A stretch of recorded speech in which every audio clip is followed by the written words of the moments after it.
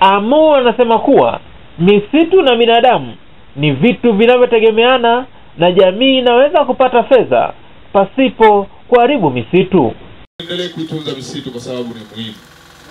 Misitu sisi tunaitegemea kwa hewa, nayo misitu inategemea sisi kwa hewa.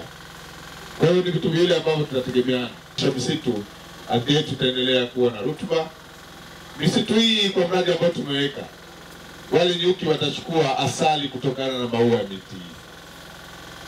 Kwa hiyo ikiwepo miti hii itatuwezesha kufanya hizi shughuli za kiuchumi za asali.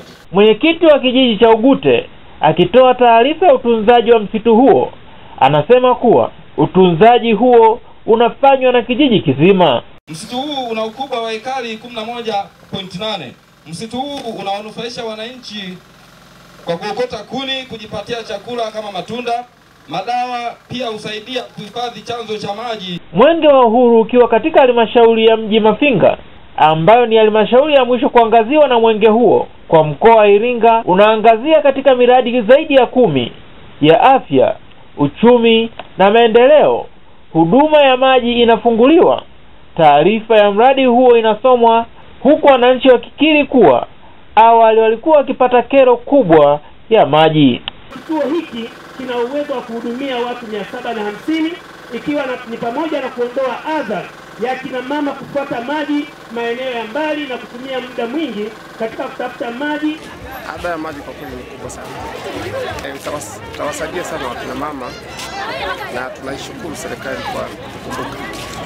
Mwenge pia unafungua kituo cha afya ambacho kinahudumia jamii kubwa, huku vyandarua pia vikikabidhiwa kwa wananchi. RCH, huduma za upasuaji ambapo tunafanya upasuaji mkubwa na upasuaji mdogo. Huduma za elimu ya afya na huduma za matibabu kwa kutumia bima. Kuelekea serikali ya viwanda, Mwenge pia unaangazia katika kiwanda cha kuchakata mazao ya misitu na utengenezaji wa samani kinachomilikiwa na Mtanzania, ambapo ili kulisha kiwanda hicho kunahitajika miti ya kutosha.